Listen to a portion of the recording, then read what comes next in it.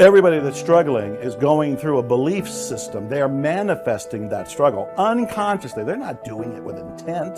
That's why I can't say that they're doing something that is shooting themselves in the foot, because they're not doing it with conscious intent. It's coming from their unconscious program. You can't talk negative and expect to live a positive life. You can't talk defeat and expect to have victory. You can't talk lack, not enough, can't afford it, never get ahead, and expect to have abundance. If you have a poor mouth, you're going to have a poor life. If you don't like what you're seeing, start sowing some different seeds. You have to really face the ruthless reality, the ruthless truth, that what you're getting in your life is a direct result of your beliefs. Your beliefs are controlling your thoughts are controlling your actions are controlling what the experience you're getting out in the real world. So back it all the way to the beliefs again. We got to find out, what are the beliefs creating the reality you have? Change those beliefs. You're going to have different thoughts. You're going to have different actions. You're going to have different results. It's going to be this domino effect. It's got to start, not with the actions out here.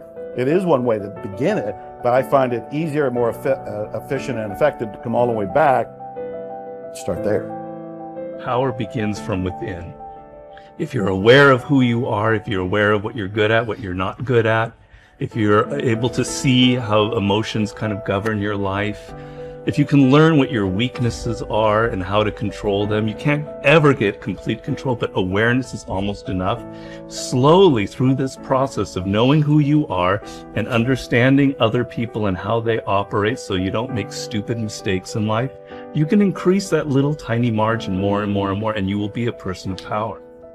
See, the way in which we operate, ladies and gentlemen, it's a manifestation of what we believe, what's possible for us.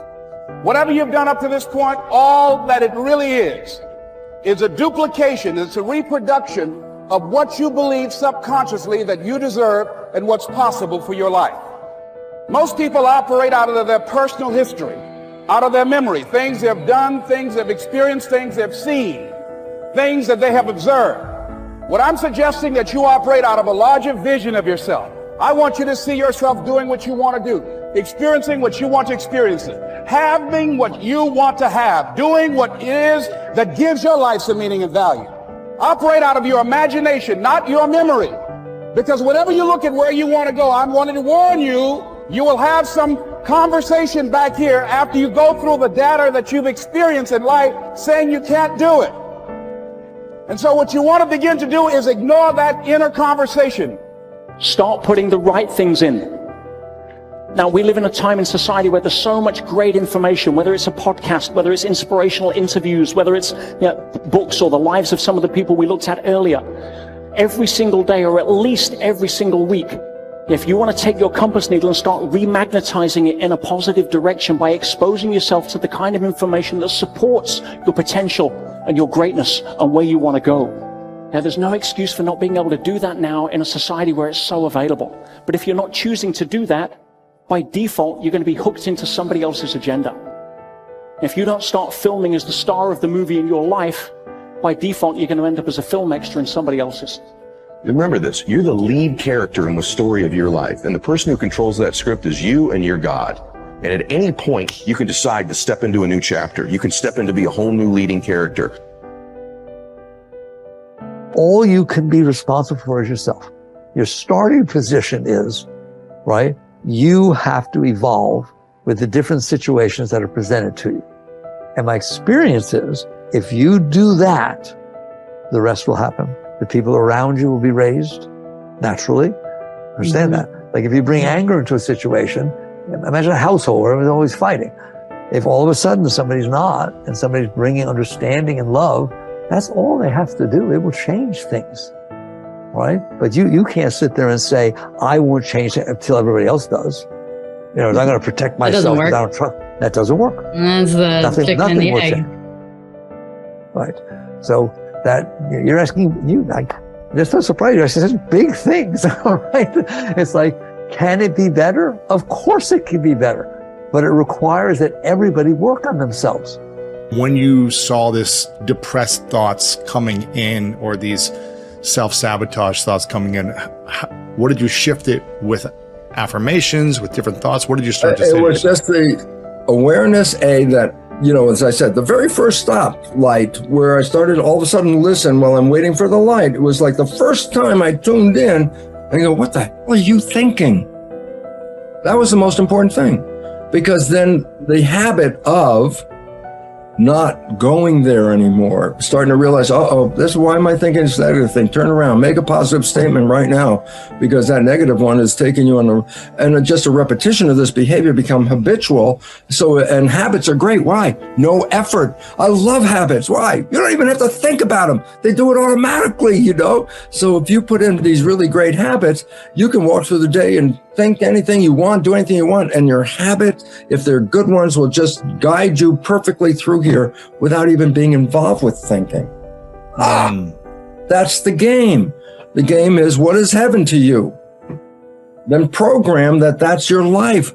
And then guess what? The 95% of the day manifesting heaven while you're not even thinking about it. And the way that you countermand the fear of failure, whenever you think of something that is fearful, you say the words which override these words. The words are, I can do it. I can do it. I can do it. I can do it. Tell your kids you can do it. Tell your spouse you can do it. Tell your friends you can do it. Tell people who are looking at a new challenge you can do it. Start a business you can do it. Call on a big customer you can do it. Just tell people you can do it, because every single time you reinforce somebody else, you reinforce your own courage. What is the word encourage? It is to instill courage into. When you encourage other people, you actually encourage yourself. And remember, fear is the big enemy. Our job is to get rid of this fear of failure. This fear of failure that holds us back and paralyzes us. Imagine if you weren't afraid of anything in the whole world, what a difference it would make. Imagine if you were guaranteed a success in anything. If somebody waved a magic wand and said, whatever you do from now on, you'll be successful.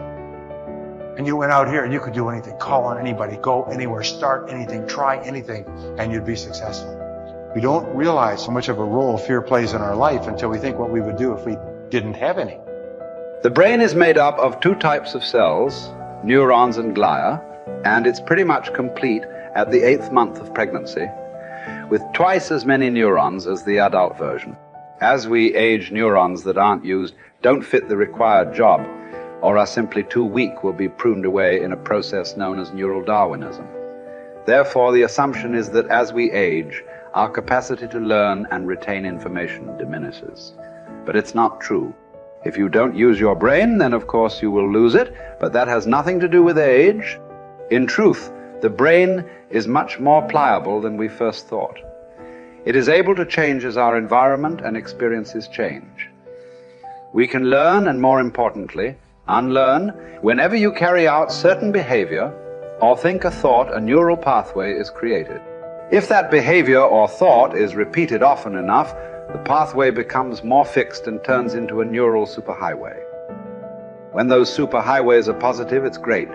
If not, they can be very destructive, but they can be dismantled. Your brain has amazing plasticity. Did you know, for example, that the brain can retrain idle networks to carry out new tasks?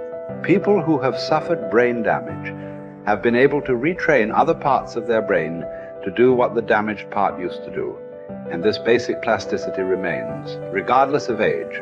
Your brain can renew itself, learn and rewire, and you don't need to sit in a classroom to do so. It is possible through new thought, new actions, and new emotions.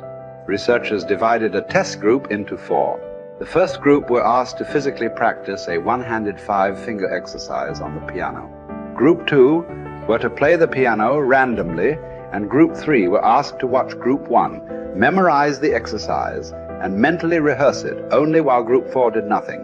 Each group was to do their thing for 2 hours a day for 5 days. 2 things were fascinating about this study. First, the speed at which the brain altered. New pathways were created after just 10 hours of practice over 5 days. Perhaps what is even more amazing is that Group 3, who did not actually play the piano but pretended to do so in their minds, had almost as much brain activity in the exact same area of the brain as Group 1. You share in that all power, all wisdom of mind, but you've got to take it. The power is there, but you must use it.